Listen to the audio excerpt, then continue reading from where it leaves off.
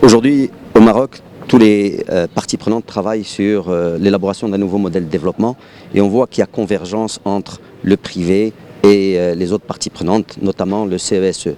Par exemple, on prône tous la libération des énergies, pour permettre aux citoyens marocains de créer de l'entreprise, on permet aux citoyens marocains de s'exprimer, de s'épanouir. Donc ça, c'est vraiment un point extrêmement important. Maintenant, nous, en tant que CESE, bien sûr, il n'y a pas que l'entrepreneuriat qui est important, mais d'autres choix qui sont des choix stratégiques pour nous.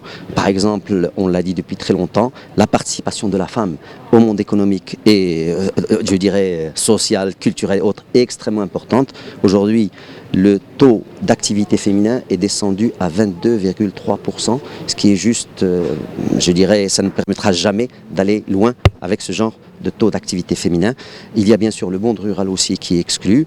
Et puis, il y a un autre point extrêmement important, c'est la solidarité. Vous savez, si vous voulez construire ensemble un projet d'avenir, il faut que les citoyens tous adhèrent à ce projet d'avenir. Il faut qu'ils se sentent concernés, donc il faut qu'on soit solidaire. Et donc tout ce qui est protection sociale, tout ce qui est couverture médicale, etc. doit absolument être présent dans cette réflexion qui est notre réflexion commune. Un autre axe extrêmement important, c'est la solidarité intergénérationnelle.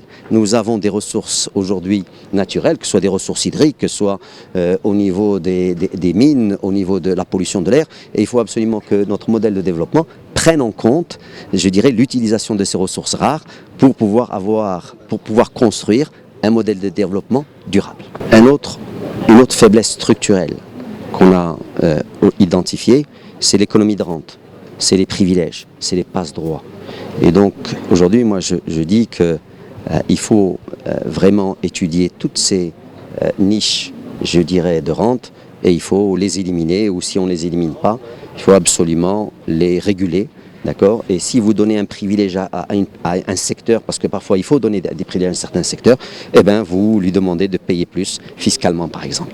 Voilà, donc si vous voulez, parce que l'économie c'est en fait une allocation de ressources, et on pense qu'on peut tout faire, mais quand vous avez des ressources, il vaut mieux les placer là où ça va le plus créer de la richesse et le plus de progrès social. Et j'insiste sur les termes de progrès social. Prenez par exemple tout ce qu'on a fait sur l'immobilier. Est-ce que vous pensez franchement, après ces temps d'années, que c'est l'immobilier qui a créé de la richesse et du progrès social? Moi je ne pense pas. Par contre, ces ressources-là, vous les auriez mis sur l'entrepreneuriat ou dans un autre secteur, elles auraient peut-être généré plus de ressources. Et donc c'est pas que on est contre ou je suis contre un secteur donné, c'est juste une allocation de ressources que doivent faire les économistes pour dire voilà où on peut, avec nos ressources, créer le plus de valeur. Même chose pour l'eau, voilà encore une autre ressource. L'eau, où est-ce qu'on l'utilise le mieux pour créer plus de progrès social? Je pense que, c'est là, jeune homme, où on a peut-être une différence de vue. Moi, je pense que les modèles de développement sont plus ou moins imposés à nous. On a fait des choix, si vous voulez, dans le temps, qui parfois étaient assumés, parfois des choix qui nous étaient plus ou moins dictés, d'accord? Quand le plan d'ajustement structurel est venu, le FMI est venu, on ne l'a pas choisi, d'accord? Mais ça a été dicté. Et donc, on s'est inscrit dans ces modèles de développement sans vraiment questionner vraiment les fondements et l'avenir. Et je pense qu'aujourd'hui, nous avons une opportunité unique de questionner l'avenir et de décider, voilà le plan de développement qui nous sied à nous, tous les Marocains. Et c'est pour ça que l'appropriation de tous les Marocains est extrêmement importante. C'est pour ça que moi, je continuerai à prôner, je dirais, l'idée comme quoi il faut aller aussi consulter les citoyens pour définir ensemble, dans un cadre d'open innovation, parce qu'il parle d'open innovation, le nouveau modèle de développement.